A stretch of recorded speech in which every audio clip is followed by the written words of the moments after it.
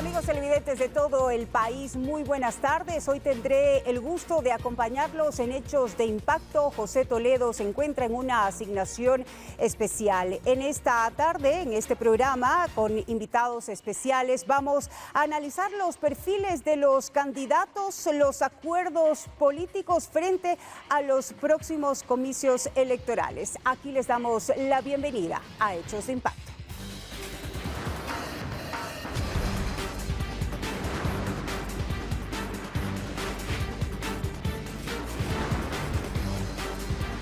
Hechos de Impacto.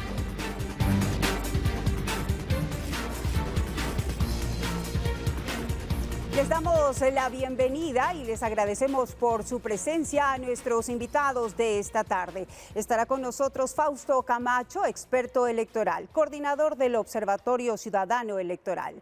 También está con nosotros en los estudios de Gamavisión Roberto Calderón, analista político. Y vía telemática tenemos a Irene Vélez, analista político. Muchísimas gracias por estar con nosotros en Hechos de Impacto. Damos así inicio de inmediato. Bueno, pues analizando la situación del país, la situación política que se encuentra en un momento crucial después de que el presidente Guillermo Lasso decretara la muerte cruzada y llamara a elecciones anticipadas. En este proceso electoral no habitual, ¿en qué momento de toda esta situación política atípica nos encontramos? Se lo consultamos a Fausto Camacho, experto electoral. Muchas gracias, buenas tardes.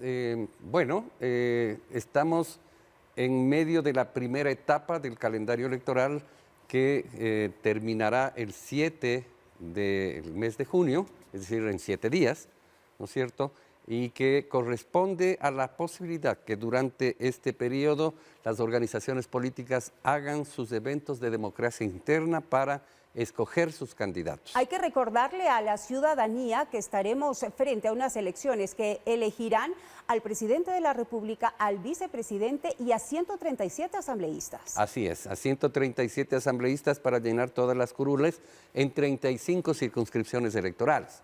Y esta elección se llevará a cabo el 20 de agosto, conforme lo que ha determinado el Consejo Nacional Electoral. Pero volviendo a esto, entonces, en estos días tendrán que culminar estos procesos de democracia interna. Cada organización política o cada alianza de organizaciones políticas deberán reunirse, ubicar los nombres, resolver, apoyar a aquellas personas y efectivamente luego tendrán un plazo máximo hasta el 10 de este mes de junio para hacer la respectiva inscripción de esas candidaturas en el Consejo Nacional Electoral. ¿Se podrá alcanzar dentro de los partidos políticos hacer esta democracia interna? ¿Cumplir con los periodos establecidos? Sin embargo, creo, Valer, que va a ser un proceso sui generis en el cual más habrá de cumplimiento de formalidades que de democracia y ejercicio de un debate al interior, porque finalmente no se olvide que recién, si no me equivoco, el 17 o 18 del mes pasado, el presidente firmó el decreto para lo que llamamos la muerte cruzada, ¿verdad? La disolución de la Asamblea y la convocatoria de elecciones. Entonces, el tiempo que ha transcurrido no son más allá de 12, 13 días y en ese tiempo ha habido algún nivel de discusión en los partidos, pero ¿por qué? Porque estas son unas elecciones extraordinariamente especiales desde el punto de vista de la prontitud en la que deben realizarse. ¿Se podría decir entonces, Roberto Calderón, que estaríamos frente a un periodo de transición? Entonces, ¿cuál sería el perfil adecuado de los candidatos frente a este nuevo proceso? Gracias, qué gusto estar aquí. Buenas tardes. Pienso que nos ha cogido de sorpresa y a los partidos políticos también les ha cogido de sorpresa. La mayoría de gente apostaba a que el presidente no iba a dar el paso hacia la muerte política, a la muerte cruzada, perdón, y ciertamente este ejercicio de democracia interna pienso que no se lo va a llevar a cabo en la forma tradicional en que los partidos la venían pues sustentando. ¿El país entonces no estaba preparado para una decisión como una muerte cruzada que no se había dado antes en el país? No, no era un escenario que estaba previsto para las organizaciones políticas. Muy probable. Lastimosamente, esta circunstancia lo que puede generar es que volvamos a lo que es los cacicazgos dentro de los partidos, es decir, que el dueño del partido, en pocas palabras, señale quién va va a ser el candidato, quiénes van a ser los candidatos para asambleístas y las bases pues tengan que alinearse a eso por la premura del tiempo, que no se va a poder llevar a cabo pues ejercicios totalmente democráticos dentro de los partidos para escoger estos candidatos. ¿A qué se refiere con que no se dará un ejercicio democrático? Pienso que la premura del tiempo evita lo que es mecanismos de vedurías, de control, y más bien pues esperemos que no se dé lo que sí se ha dado en otras ocasiones, que muchas veces se escucha que se paga por los puestos, por las candidaturas dentro de los partidos políticos. ¿O se apostaría tal vez por figuras ya conocidas en vista de la premura del tiempo frente a las elecciones? La idea de poner figuras conocidas sobre todo funciona porque quien está de candidato a la presidencia y vicepresidencia, de alguna forma jalan al electorado para la lista de los asambleístas. Es decir, la gente busca votar en plancha, no tiene tiempo cuando va a las elecciones a escoger entre listas o escoger uno por uno a quien le gusta, y simplemente pues hay una afinidad que se da con el candidato que está votando para presidente y vicepresidente, y es muy probable que simplemente coja y vote en plancha para asambleísta. Entonces tratan de poner personajes que sean lo más conocidos posibles. Saludamos ahora con Irene Vélez, analista política, quien nos está acompañando vía telemática. Irene, buenas tardes, ¿nos escucha? No le escuchamos, tenemos un problema de audio. Si nos puede activar, por favor, el audio. Ahí, no, perfecto. fui yo la que no prendí el audio, perdón. Ahora le escuchamos perfectamente. Muchísimas gracias, bienvenida a Hechos de Impacto. Usted nos estaba escuchando el análisis que iniciamos ya haciendo acerca del perfil de los candidatos ante estas elecciones anticipadas. ¿Cuál cree usted que sería el perfil que estarían estudiando dentro de las organizaciones políticas para presentarle a la ciudadanía? Bueno, primero que nada, muy buenas tardes a todos, especialmente a quienes nos están viendo. De alguna forma, minimizar la incertidumbre diciendo yo soy el candidato de la seguridad, por ejemplo, usualmente los candidatos de derecha van a ir por esa tendencia, o yo soy el candidato de los más vulnerables, por ejemplo, esa es la bandera que probablemente Yacu Pérez vaya a tomar. O sea, los candidatos ahorita están ganando terreno, porque como se decía, son 90 días solamente, y el gran problema de algunos, especialmente algunos que recién están iniciando en la política, algunos que se pueden considerar como outsiders, es que no se los conoce. Entonces, en 90 días lograr reconocimiento, porque evidentemente los partidos van a ir por las figuras más conocidas, como se acaba de hablar, por el tiempo y la premura. Pero para quienes recién están iniciando y quieren dar la sorpresa, tienen que encontrar la forma de posicionarse y de llamar la atención del electorado. Eso es lo que yo veo en cuestión de perfiles. Ahora, Roberto, ¿cuál sería la cantidad de candidatos ideales frente a estas elecciones express, como se le está llamando, precisamente para que el voto ciudadano no sea tan disperso? En el caso de las candidaturas para presidente y vicepresidente, pienso que mientras menos candidaturas existan es mejor. Hasta el momento entre 7 y 10 precandidaturas existen ya en el país. Y sobre todo hay candidaturas de la misma tendencia que entre sí lo que hacen es una especie de comerse los votos entre sí, de dividirse los votos, de atomizar el voto, y eso pues no es positivo porque el rato de los ratos tenemos segundas vueltas en que llega un candidato que nadie esperaba y la gente dice, me toca votar por él porque el otro que tenía pues no es tan bueno, pero lo otro era peor, escojo el mal menor. Entonces la atomización no es buena para el sistema democrático. Se hablaba incluso en un primer momento en que vaya Daniel Noboa, y Álvaro Noboa también anunció que quería ir a las elecciones, ahora parece que ya no va a ir. Entonces imagínense, solamente a nivel del movimiento pues de Álvaro Noboa estamos hablando de... Sin tener movimiento. Entonces estamos hablando de que entre ellos mismos pensaban atomizar su voto. Exactamente. No se diga ¿Qué podría a nivel estar de tendencia sucediendo internamente en este caso del padre y el hijo que han anunciado una precandidatura que luego se es borrado de las redes sociales, este anuncio por parte de Álvaro Noboa? ¿Qué está sucediendo internamente en este caso? Bueno, Álvaro Noboa creo que siempre ha tenido el olfato de lanzar a través de redes sociales comunicados, videos, etcétera, que algunas veces son jocosos, otras veces pues nos hace reflexionar sobre algún tema, y pienso que de alguna forma fue un bluff para llamar la atención hacia la candidatura de su hijo, y luego dijo yo desisto, pero de todas formas ya hicimos un poco de alboroto porque yo tengo un poco más de... ¿Fue una estrategia política entonces? Pienso que sí, pienso que más fue una estrategia política. Irene, en cuanto a las estrategias políticas en sí, ya hablando de este tema, frente a las precandidaturas que ya hemos podido conocer en el país, ¿qué tendencia estaría en este momento sumando ya más votos en vista a una segunda posible vuelta electoral?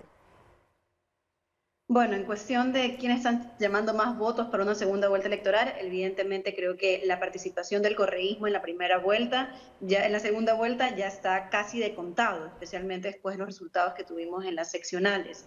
Ahora, ¿quién le puede hacer, quién podría tener una acumulación de votos para poder llegar a la segunda vuelta y hacerle la contra, digamos, al correísmo? Eso creo que aún es precipitado decir. Por ejemplo, recién ayer Izquierda Democrática confirmó que su candidato iba a ser Otto Hosoner-Holzner. ¿Cómo funcionará esa alianza? Realmente no lo sabemos todavía. Entonces, creo que pensar que uno ya lleva hay ciertas fortalezas y debilidades de los candidatos, sí, pero pensar que uno ya tiene la ventaja sobre el otro, ciertas ventajas, por ejemplo, en cuestión de a quién se lo conoce más, ciertas ventajas, por ejemplo, quién ha hecho más territorio, Yacu Pérez ha hecho más territorio que los otros, ciertas ventajas, quién está llevando mejor las redes sociales en estos momentos también, pero en general, poder identificar una clara tendencia en estos momentos de un voto anticorreísta creo que es muy temprano para poder establecer. Bueno, muy temprano, tomando en cuenta lo anticipado de las elecciones. Muy temprano, incluso en los 90 días, sí,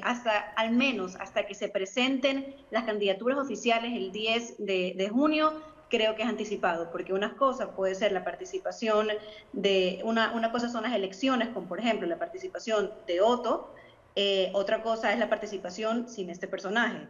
Una cosa es la participación de Otto contra Topic, por ejemplo. Otra cosa es que de repente nos sorprendan y antes de que sean las candidaturas digan que Otto ha ido con Topic como ministro de Interior. Lo que quiero decir es que aún hay ese juego de alianzas que tenemos que ver cómo termina realizándose para establecer quién puede tener la ventaja. ¿Y quién puede tener en este caso, Fausto, la responsabilidad de que los ciudadanos tengamos pleno conocimiento de a quiénes vamos a elegir como asambleístas y como presidente y vicepresidente de la República? ¿Está en manos acaso del CNE?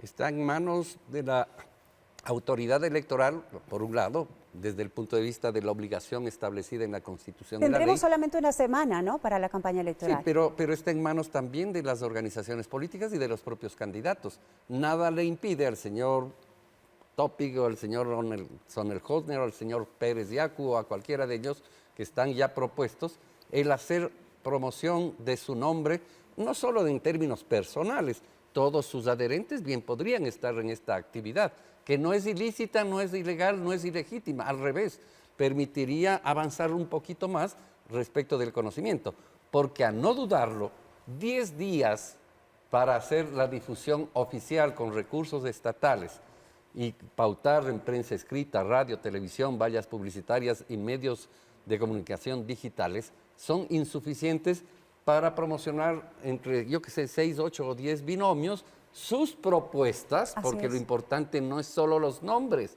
también las propuestas, y 137 candidatos de cada una de las organizaciones políticas, que si llegan a ser 20, ¿no es cierto?, ya estamos hablando de un número por encima de 2.000 nombres. Y es que estamos hablando de nombres nuevos, por ejemplo, como el señor Topic, de Jan Topic, que propone básicamente al Ecuador aplicar la fórmula Bukele para combatir la inseguridad. Eso es lo que básicamente conocemos los ecuatorianos de este nuevo personaje dentro de la política. Bueno, no solo eso, también conocemos que es dueño de una de las empresas que estuvo implicado en el lavado de activos en la trama de corrupción de Odebrecht. Es decir, no es que no conocemos eso, o más bien dicho, se nos ha hecho acuerdo. Estamos refrescando la memoria. Claro, porque su nombre no aparecía, aparecía el nombre de su padre y el nombre de la empresa, Telconet, ¿no es cierto?, a la cual le depositaron 13,5 millones de dólares. Ahora nos enteramos que el accionista principal es el señor Jan Topic. Entonces, obviamente, ese es parte de un proceso de debate político, de cruce de información, donde van a haber elementos legítimos, llamémosle así, y otros ilegítimos en cuanto a la campaña sucia, a la campaña negra, como quieran llamarla, que va a estar presente en esta, igual que en otras ocasiones, y ante lo cual aquí corremos un riesgo de que el Consejo Nacional Electoral vuelva a incumplir con su papel de hacer un control mucho más, estricto de la campaña que puede ser legítima, legal, al amparo de la Constitución y la ley, y esta otra campaña que está empezando hace rato atrás en redes sociales, no lo que opine usted o lo que opino yo, no, lo que opinan, digamos, o lo que pautan los candidatos en las redes sociales, que es una cosa distinta. No estoy llamando al control de las redes sociales individuales, estoy llamando al control que debe hacer la autoridad electoral del uso de Facebook, de Twitter, de TikTok y de Instagram y de cualquier otra red social en la cual se pautan miles de dólares. Las nuevas herramientas publicitarias. Claro, y que están por fuera de la norma legal del Ecuador. Ahora, también ahí viene la responsabilidad ciudadana de saber informarnos, de revisar el historial del candidato que nos han propuesto las organizaciones políticas. Nosotros nos vamos hacia una breve pausa comercial. Regresamos enseguida con más análisis aquí en Hechos de Impacto. Sigan con nosotros.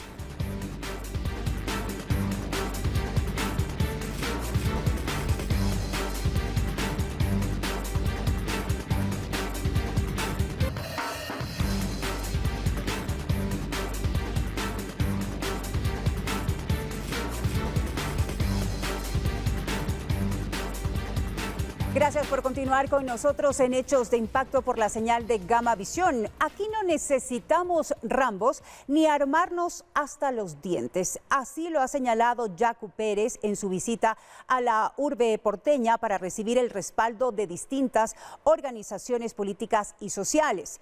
Por otro lado, aparece en escena un nuevo candidato presidencial propuesto por el Consejo Nacional de Gobierno de las Nacionalidades y Pueblos Campesinos y Afros del Ecuador. Veamos la siguiente nota. Yacu Pérez concretó nuevas alianzas políticas. Fue anunciado como el candidato presidencial oficial de la Alianza Unidad Popular, Democracia Sí y Somos Agua. Es una aspiración de los sectores populares, de los sectores humildes, de que un hombre del pueblo llegue al poder. Y convoca a la más amplia unidad para transformar el país. Estamos dispuestos efectivamente a darle un norte a este país. En su intervención anunció distintas propuestas en salud, educación, seguridad social, trabajo, medio ambiente, haciendo mayor énfasis en materia de seguridad. Aquí no necesitamos rambos, aquí no necesitamos armarnos hasta los dientes. Sí hay que dar recursos a la policía y al ejército y a todos para que nos cuiden, pero hay que atacar al germen del crimen organizado. Indicó además que en los próximos días confirmará el nombre de su binomio. Será una mujer y será de la costa ecuatoriana, probablemente de aquí, de la provincia del Guayas. Como ella hay otros perfiles muy buenos en Manabí, en Los Ríos, en Guayaquil. Y desde la urbe porteña también otro nombre fue propuesto para la presidencia de la República. Se trata de un profesional del derecho, quien preside la Corte de Justicia Indígena del Ecuador. Una nueva propuesta, gente nueva, gente que busca un cambio. Y eso es lo que buscamos con usted, doctor Alex Bosque Cáceres. He trabajado desde los 15 años. He sido cerrajero. He sido chambero. Me gradué de abogado. El nuevo precandidato se postulará por el Movimiento de Trabajadores Unidos Indígenas, pero señaló que conversa con otras organizaciones políticas interesadas en respaldarlo. Te vamos a ofrecer seguridad, trabajo y que tu familia, tus hijos puedan gozar de una prosperidad económica. Alfonso Reyes Cruzati, Gama Noticias. Roberto, ¿cómo entender esta dispersión dentro de los propios partidos políticos? Es el caso de la CONAIE y Pachacutic, particularmente como lo hemos visto en esta nota. El indigenismo ciertamente no está en su mejor momento como movimiento político, como tendencia política. Recordemos la triste actuación que tuvieron asambleístas del lado indigenista de Pachacutic, el tema, por ejemplo, de Rosa Cerda, Guadalupe Llori, etcétera, los comentarios desatinados, el tema pues incluso de un asambleísta que está siendo procesado por un caso de violación de una joven. Entonces no está en su mejor momento. Peor si es que ellos se dividen, si están dispersos, pero sí hay que reconocer algo positivo de los movimientos indígenas, y es que en la Constitución de Montecristi, cuando se puso la muerte cruzada como una especie de válvula de escape para evitar que esas tensiones, esa ingobernabilidad, esa tensión entre ejecutivo y legislativo pueda generar estallidos o movimientos sociales fuertes, de todas formas, el indigenismo está viendo que el sistema electoral le da una respuesta, le puede dar una salida a sus requerimientos, y no se ha escuchado en los últimos días de que se esté preparando, por ejemplo, movilizaciones indígenas. Entonces, creo que en ese sentido sí está funcionando como una válvula de escape la muerte cruzada, pero ya pensar que tiene el indigenismo esta tendencia, pues algún tipo de posibilidad, la veo bastante difícil. Un indigenismo que no ha demostrado una fuerza política, una unidad en los últimos acontecimientos políticos, como usted bien lo ha mencionado. Irene Vélez, cuéntenos cuál es su opinión al respecto. Creo que el primero que sabe que hay una división clara en el indigenismo o en los movimientos indígenas es el mismo Yacu Pérez, en el momento que él se sale incluso de Pachacutic e inicia su propio proceso. Por eso creo yo, la campaña de él no está enfocada en alcanzar el voto indígena, de hecho, que ya va a estar fraccionado, sino alcanzar el voto más, como ellos mismos lo dicen, más humilde, más vulnerable. Creo que está yendo a otro tipo de electorado, otro tipo de target del electorado. Eso por un lado. Veo claramente que con su mención a no necesitamos rambos, no necesitamos estar armados hasta los dientes. Eso es porque la figura de seguridad fuerte, de alguna forma, con Yacu no va. Realmente son como, de alguna forma, no es la imagen que proyecta él. Entonces, de alguna manera, tiene que atacarla y dar otra alternativa. Y bueno, por último, puedo decir que la elección de la mujer de la costa, evidentemente, es este intento de Yacu no es de separar el indigenismo, que si llega una segunda vuelta, muy probablemente va a estar con él, sino es tratar de llegar a un electorado un poco diferente. Por eso es como él se está proyectando como el candidato de los más vulnerables y de los más necesitados. Fausto, ¿qué pasará entonces entre estas dos principales figuras políticas del indigenismo, como son Yacu Pérez y Leonidas Issa? ¿Cómo receptará el pueblo indígena a esta división y cuál será el favorecido ante esta división que hay dentro, por ejemplo, de la CONAIE? Bueno, en el movimiento indígena siempre ha habido una multiplicidad de tendencias. Lo que aparentemente podría suceder en esta ocasión es que existan dos candidaturas. Sin embargo, eso no ha sido, no ha estado ausente en el pasado, cuando existían candidaturas varias que representaban a la izquierda. Claro, si usted le opone al indigenismo como un movimiento político, que no lo es, el indigenismo es un movimiento que rebasa los límites de los partidos. Hay indígenas en los diferentes partidos, pero hay una expresión, un brazo político que obviamente ha estado unificado durante todo este último devenir, al menos desde la Constitución para acá, que alrededor del movimiento Pachacutic. Y el movimiento Pachacutic va a ir unificado seguramente con una candidatura que nazca el 6 de junio, cuando tengan las elecciones primarias allí, donde hay dos candidaturas hasta el día de hoy inscritas, una la del señor Issa y otra la del señor Salvador Quispe, uno de los dos. Independientemente de lo que pase en Pachacutic, hay una candidatura que representa a otras tendencias del Partido Socialista, la Unidad Popular, Democracia Sí, Somos Agua, que son, digamos, no del indigenismo, pero que tienen a la cabeza a alguien que fuera parte de ese indigenismo y que es parte del indigenismo, que es Yacu Pérez. Entonces tendremos dos propuestas allí. Y por lo tanto votos dispersos. Sí, pero desgraciadamente es lo mismo que sucede con el centro derecha, es exactamente lo mismo que sucede con la propia derecha, digamos así, y que es parte de lo que yo le decía hace unos minutos, la crisis del sistema de partidos políticos, que nos presenta una gran oferta, Y la gran oferta, dispersa oferta, produce dispersión de votos. La gran oferta dentro de un corto tiempo. Sí, bueno, lo del tiempo es un hecho circunstancial en estas elecciones anticipadas, que como le dije antes, me reitero, no porque sean elecciones anticipadas va a cambiar el sistema de partidos políticos. El sistema de partidos políticos es lo que es ahora, como en febrero del año pasado, en que hubieron, de este año mismo. ¿El voto sería el mismo entonces? Si Pero las claro, elecciones son mañana o serían en el periodo habitual. Exactamente, porque lo que hay que cambiar no es que las elecciones sean cortas o largas. Lo que hay que cambiar es el sistema de partidos, que requiere un tiempo inclusive muchísimo más largo.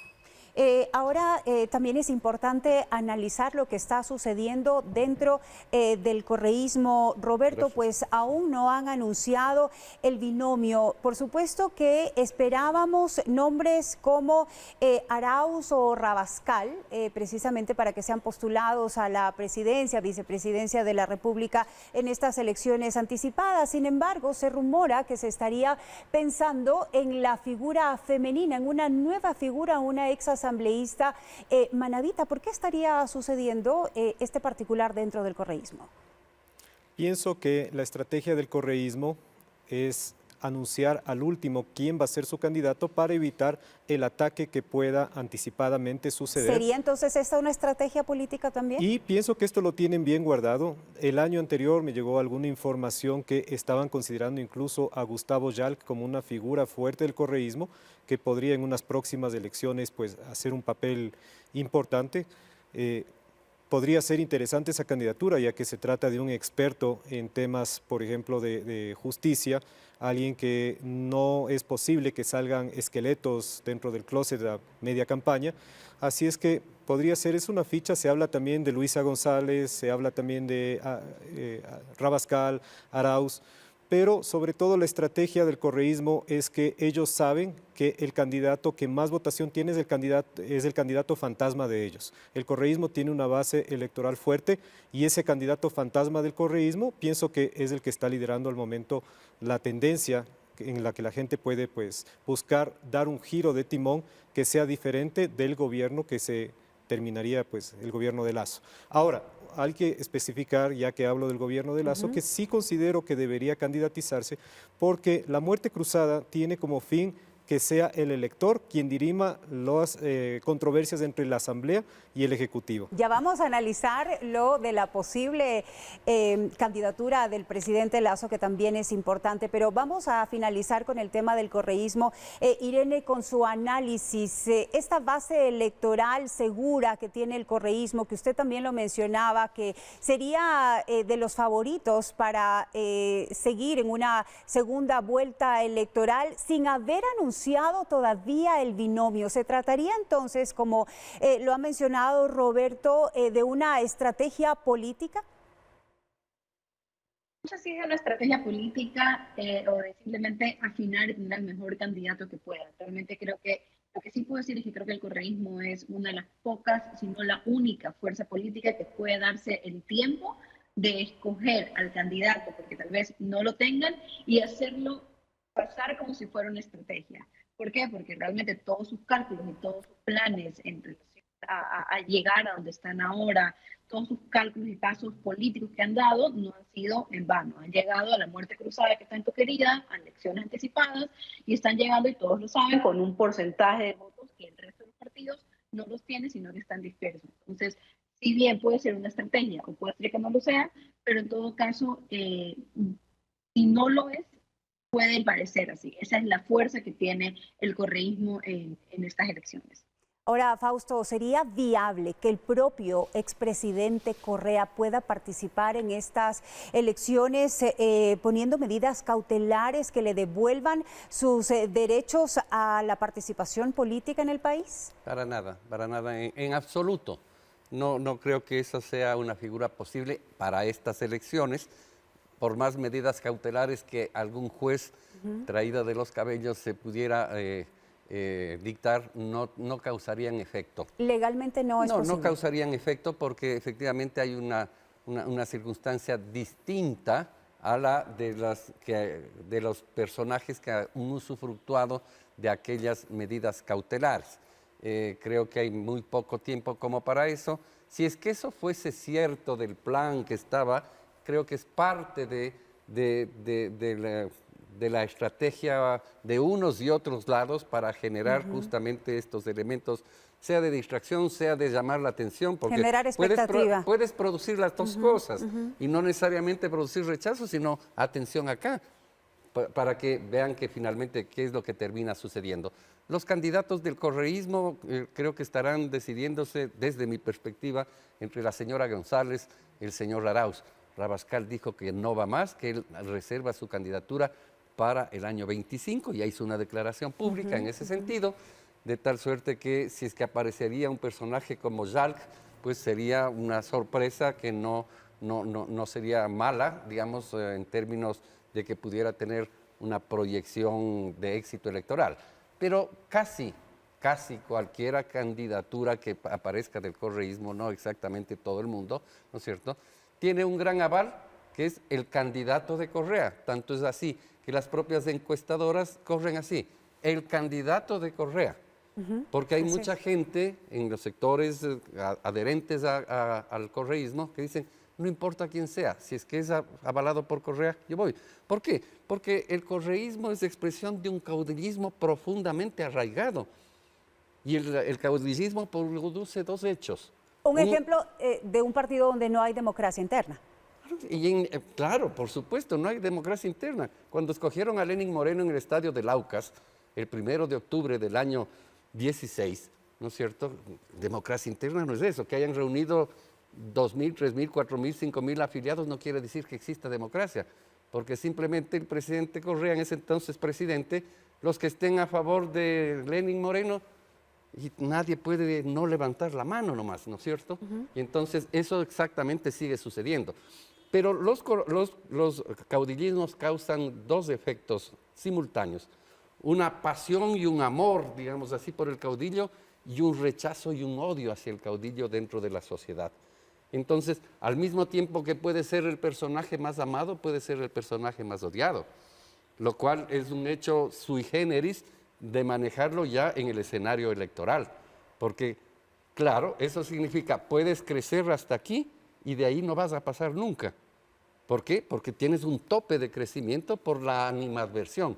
Un candidato que pueda rebajar aquel rechazo es lo ideal que podrían tener los correístas, pero no creo que haya tiempo suficiente como para eso, o quién sabe si acá nuestro colega adivinó ya con Roberto con la candidatura de Jalk, ¿no? que de hecho es un personaje que tendríamos que analizarlo y que, claro, tiene una presencia pública, no es un desconocido, pero a su vez no ha estado en la lid política muy expuesto. Últimamente se ha mantenido reservado. Porque adicionalmente no se olvide la confianza que tenía, era el secretario particular de Correa. Así es. O sea, la confianza de Correa no creo que haya desaparecido, porque esa es una de las cosas que también inciden en este proceso de selección.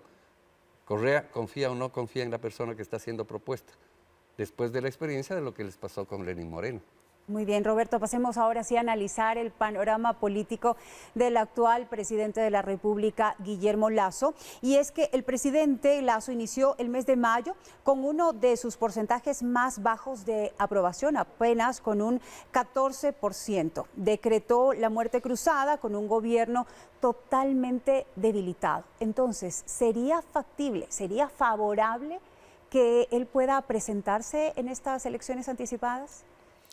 Pienso que el presidente tiene que ver el escenario en el que él tenga la salida más digna, porque decretar una muerte cruzada es castigar a la Asamblea, pero es también castigarse a sí mismo, porque está acortando su periodo presidencial.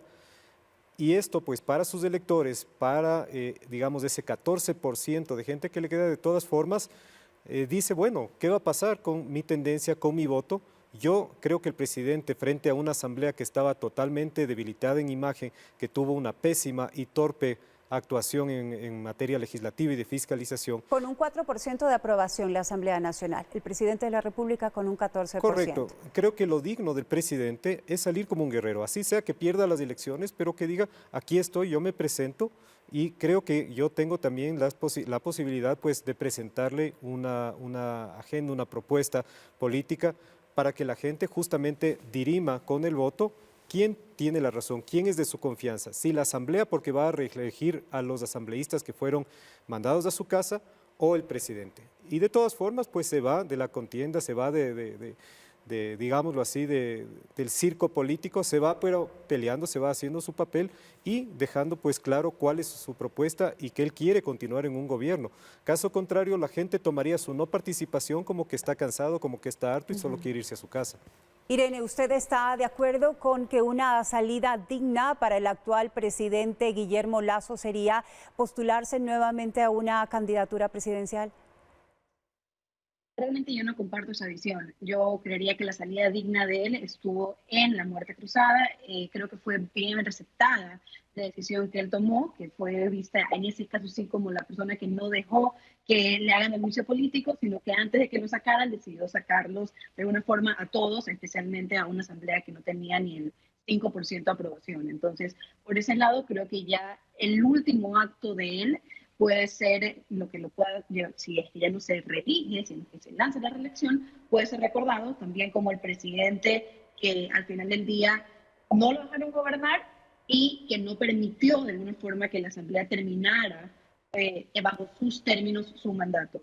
Si él se lanza, creo yo que tendríamos una gran posibilidad de que se lo vea al presidente incluso como un posible chimbador, o sea, alguien que está yendo y que va a restarle votos a una tendencia. Especialmente si es que encontramos, por ejemplo, si se llega a lanzar un candidato que tenga de centro derecha, que tenga bastante acogida y lo que más se está pidiendo es que no se divida la tendencia y esa otra persona ya dio su candidatura, que el presidente entre después de este anuncio, por ejemplo, creo yo que se lo va a ver como alguien que se está poniendo por encima incluso del bienestar del país, para quienes entienden el bienestar del país como que gana la opción antirrea, porque estaría restando votos, estaría restando o diluyendo una tendencia y dificultando una posible incluso segunda vuelta ante el correísmo. Entonces, en lo personal, no lo vería que sería recordado como un guerrero por lanzarse una segunda vuelta cuando ya hay otras figuras que tal vez la gente en estos momentos está esperando algo nuevo. Nueva candidatura de asamblea y también nuevo gobierno y nuevo presidente. Importantes y distintas visiones políticas aquí en Hechos de Impacto. Regresamos luego de la pausa.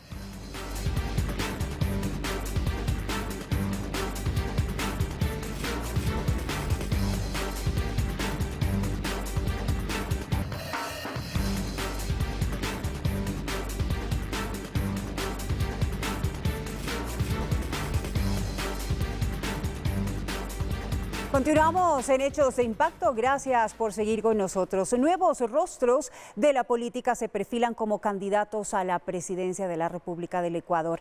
Al menos 6 a 10 ya serían los precandidatos, pero ¿qué le pide la gente, la ciudadanía al próximo mandatario ecuatoriano? Se los preguntamos en las calles. Aquí sus respuestas.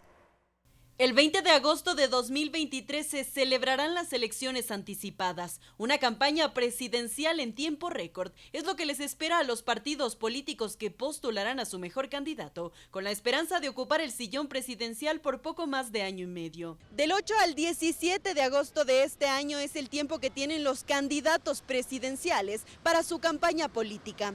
¿Será este tiempo suficiente? Le preguntamos a la gente qué le pediría al próximo presidente del Ecuador. Se pediría lealtad, ya no tanta corrupción que vivimos de presidente en presidente. Que gobierne bien, nada más. Que trabaje y que nos dé trabajo porque estamos sin trabajo. Que por favor nos ayude a las personas que no somos bachilleras a seguir estudiando, que nos dé una beca, un estudio mejor para un futuro para nuestros hijos. Trate de mejorar las cosas de lo que el anterior presidente hizo. Y es que varios son los precandidatos presidenciales que suenan. Uno de ellos es Jan Topic, quien anunció su candidatura en redes sociales. Es empresario y excombatiente de guerra. El Partido Avanza hizo pública su invitación a Otto Sonel Hosner para ser candidato también a la presidencia del Ecuador. Mientras tanto, el periodista y ex legislador Fernando Villavicencio ratificó su precandidatura por Gente Buena y Construye, listas 25. Pachacutic, por su parte, ha decidido que Leonidas Issa, líder indígena, será su candidato. Aquí el pueblo han definido, no porque Leonidas Issa ha pedido ni ha pretendido posesionar. No, sino sobre aquello ha decidido la CONAIE asumir este reto. Y vamos a este proceso electoral, queridos compañeros y compañeras. El correísmo analiza cuadros y no se descarta que repita a Andrés Arauz o que vaya Carlos Rabascal. Otro nombre que saltó a la palestra es el de Daniel Noboa, hijo de Álvaro Noboa y exasambleísta, quien anunció su precandidatura de manera oficial en redes sociales. Entre todos podemos hacer del Ecuador el proyecto que deseamos, conmigo como presidente. Por otro lado, otro nombre que suena es el de Eduardo Maruri, expresidente de la Cámara de Comercio de Guayaquil y expresidente de Barcelona. El empresario sería precandidato por el Partido Centro Democrático, según lo habría anunciado en medios internacionales. Finalmente, Elsa Guerra, que iba a ser la apuesta siendo la primera candidata mujer por el Partido Socialista Ecuatoriano PSE, afirmó que dicho movimiento ahora apoyará al candidato Yacu Pérez, quien tras una coalición de izquierdas conformadas por Unidad Popular, Democracia Sí, Somos Agua, decidió apoyar al ex candidato Yacu Pérez en esta contienda electoral. Los detalles, mientras tanto, se afinan hasta el 10 de junio, que son los últimos días para inscribir las candidaturas del Ejecutivo y Legislativo. Brigitte Mancheno, Gama Noticias. Fausto, como hemos escuchado, la gente en las calles pide al nuevo presidente mejorar la seguridad, mejorar los sistemas de salud, sus propias condiciones económicas. Entonces, ¿qué le espera al nuevo presidente en un periodo tan corto? ¿Cuáles serían esas medidas inmediatas que debería tomar precisamente para poder mejorar las condiciones de vida de los ecuatorianos o mejorar simplemente pues toda la gestión del último gobierno que en sus últimos meses ya no tuvo la aceptación como en un inicio? ¿Qué cree usted que debería adoptar emergentemente el presidente electo en un tiempo tan corto? Yo creo que primero el presidente, los candidatos a la presidencia de estas elecciones anticipadas, todos, me atrevo a pensar que el 100%, están pensando es que estas elecciones son una antesala para su candidatura en el 25. Y la gestión de quien gane para ese año y medio es una antesala también de lo que sería su posible gestión después en el año 25, de tal suerte que a no dudarlo lo que deberían hacer y van a hacer y va a hacer quien pueda ganar ese proceso electoral es atender lo que el gobierno que está terminando del señor Guillermo Lasso no hizo, atender la educación, atender la salud, atender de mejor manera y con una visión distinta el tema de la seguridad, que a no dudarlo es uno de los elementos gravitantes para que efectivamente haya una percepción de mucho más grave de lo que en realidad está sucediendo en la sociedad y que abre las puertas efectivamente a buscar soluciones de estilo más bien violento, y que desde mi perspectiva no van a resolver los temas de seguridad por esa vía. Pero finalmente lo que tiene que hacer el gobierno que pueda llegar a ganar estas elecciones es atender las principales necesidades de los ecuatorianos. Esa va a ser su mejor carta de presentación para afianzarse al menos ese año y medio que va a tener. Pero si es que aparte de eso lo hace bien, es su mejor carta de presentación para su candidatura en el año 25. De tal suerte que creo que todos harán lo posible por en ese corto tiempo, que además no es el año y medio, es los 6 primeros meses. Porque luego de los 6 primeros meses del ejercicio, entramos plenamente prácticamente a la campaña electoral del 25. Roberto, pero una carta de presentación que no tendrá éxito si la Asamblea Nacional también hace lo suyo para que el presidente de la República pueda atender lo emergente en el país. Las funciones del Estado tienen que trabajar como engranajes de una maquinaria. Si es que estos engranajes se encuentran armónicos, se encuentran bien aceitados, trabajan pues para que todo funcione, esa maquinaria es, digámosle, comparado como un reloj, nos va a dar la hora exacta y el país vamos a sentir que tiene un sentido, de que tiene una dirección. De momento, la pugna que ha habido entre Ejecutivo y Legislativo, hemos visto que se ha enfrascado sobre todo, no en hablar de las necesidades que tiene el común de los ciudadanos, sino de las necesidades entre los políticos. Y esa falta de diálogo, esa falta de visión de ver qué es lo que necesita inmediatamente el ciudadano, pues ha llevado a que se descuide ciertas áreas como, bien lo mencionó mi antecesor, como salud, educación, seguridad, vialidad, por ejemplo. Ha habido un abandono en ese tipo de propuestas por parte del gobierno, no se ha dado los fondos suficientes, se ha priorizado más bien la política macroeconómica y robustecer una reserva en el extranjero, y esto ha hecho que la gente sienta que hay un abandono. No hablan de mis problemas, no me solucionan mis problemas, se enfrascan en discusiones entre dos funciones del Estado, y al fin y al cabo pues estoy con una constitución que me pone 5 funciones del Estado, de las cuales tengo un Consejo de Participación Ciudadana y Control Social que no sé para qué sirve, que hasta ahora no sé qué me ha solucionado en mi vida, una función electoral que no debería ser considerada función, pero así lo dice la Constitución de Montecristi, y ninguna de estas 5 funciones trabaja en armonía. Así es que el próximo gobierno tiene que trabajar en llegar a consensos que no signifiquen tampoco pues regalar puestos o hacer cosas ilegales que no estén bien vistas por la sociedad, sino trabajar armónicamente por las necesidades de los ciudadanos. Ahora, Irene, ¿habrá valido la pena la muerte cruzada una vez que estaríamos a puertas de repetir el escenario político en la Asamblea Nacional, cuando ya se ha escuchado a varias organizaciones políticas de apostar por precisamente aquellos asambleístas que fueron destituidos para que regresen a la Asamblea Nacional a terminar su periodo? ¿Estaríamos frente al mismo escenario electoral que el presidente Lasso, pues con la muerte cruzada, mandó a casa?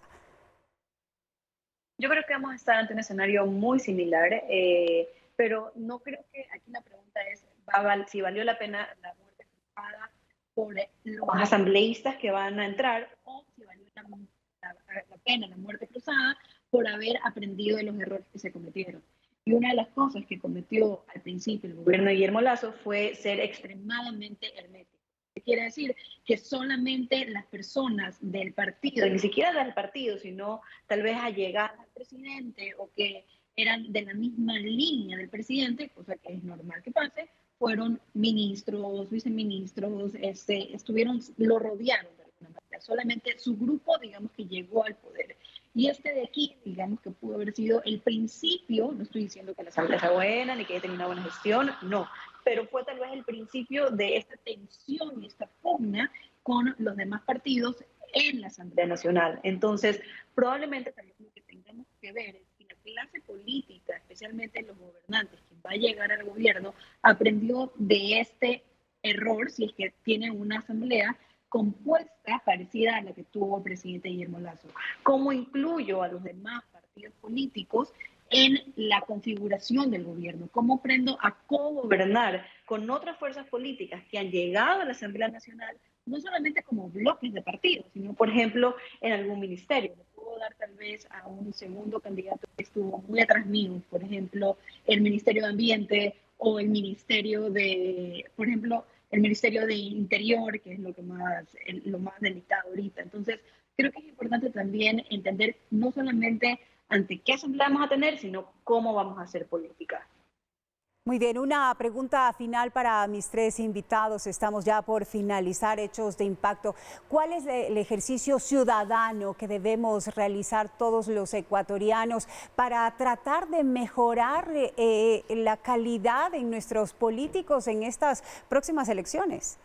Bueno, mejorar la calidad de las personas que se han propuesto no hay cómo. Una mejor representatividad política. Cada una de ellas ya tiene una calidad.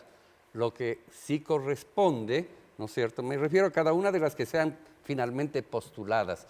Usted no va a cambiar las características del señor Pérez o del señor Topic. Son lo que son. Lo que necesitamos nosotros, los electores, los ciudadanos, es informarnos lo máximo posible de quiénes son, no solo lo que dicen que son, sino lo que son. Y eso pasa por profundizar el debate, pasa por buscar, por investigar, por informarse respecto de cada uno de los hechos de la vida de estas personas, porque cuando las personas deciden exponer su persona y su nombre al escrutinio público, pues hay que hacer el escrutinio público. Y vas a poder encontrar las cosas buenas, y si es que existen otras no tan buenas, o de existir las malas, también las vas a encontrar. Y es mejor tener una visión objetiva de quién es cada una de las personas que se han postulado, quién es la mejor de todas ellas, y en función de eso tomar la decisión para votar. Y una segunda tarea que tenemos los ciudadanos que querramos asumir esto es controlar al organismo electoral, controlar las elecciones y los actos y conductas del Consejo Nacional Electoral. Una institución que no llega a tener la aceptación de 2 de cada 10 ecuatorianos, que va a dirigir un proceso tan importante en la política y en la vida del país como este, necesita un seguimiento muy de cerca para que no se sigan cometiendo los errores que ya en este proceso se han cometido, como el tema de la paridad de género, y no se vuelvan a cometer errores que en el pasado inmediato se cometieron respecto de la falta de transparencia en los procesos electorales. Roberto. La política es un juego de pasiones, traiciones y decepciones. Pasiones entre los actores políticos, traiciones entre los mismos compañeros de los partidos, como vimos que ocurrió, por ejemplo, en el Partido Social Cristiano, y decepciones por parte del electorado. Para cambiar estas circunstancias debemos, como dijo Fausto, tener una mayor participación por parte de la ciudadanía, de observar qué es lo que ocurre dentro de los partidos, qué es lo que ocurre en los procesos electorales, y si es que ha habido, por ejemplo, esta imposibilidad de que exista la paridad de género, dar el voto también a ciudadanas que se están postulando que no han sido favorecidas por la norma que obliga a la paridad de género, pero que tienen muy buenas características profesionales, de trayectoria, honestidad, etcétera, a que puedan tener una buena participación y puedan obtener puestos en estas elecciones. Son elecciones flash, son elecciones express, pero del lado de la ciudadanía trabajar más fuerte por crear un mejor país, tener estas veedurías, denunciar los actos de corrupción y remar todos en la misma dirección como un solo puño, como un solo país. Muchísimas gracias. Irene, por favor, su conclusión.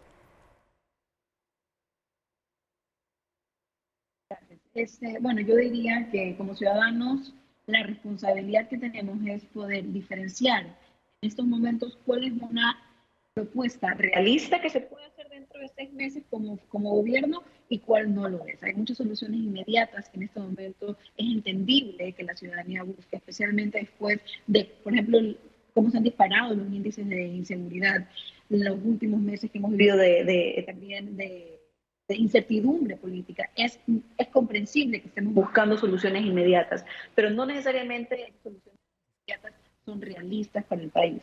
En otras palabras, creo que si bien no podemos cambiar a los actores, lo que sí podemos ver es la calidad de la propuesta, es solamente algo que quiere llamar mi atención y por lo tanto llamarme al voto, o es una propuesta que va a significar una solución a mediano y corto plazo en mi vida. Creo que esa es la pregunta que tenemos que hacer. Muy bien, quiero agradecer a mis 3 invitados especialistas que nos han acompañado esta tarde en Hechos de Impacto, a Fausto Camacho, experto electoral, coordinador del Observatorio Ciudadano Electoral, a Roberto Calderón, analista político, y a Irene Vélez, analista política, que nos ha acompañado vía telemática. Muchísimas gracias por este importante análisis político. Nosotros nos despedimos aquí en Hechos de Impacto, pero los espero de inmediato ya también en la revisión de los hechos más importantes del Ecuador y del mundo en Gama Noticias Estelar. Enseguida, aquí por la señal de Gama Visión. Muy buenas tardes.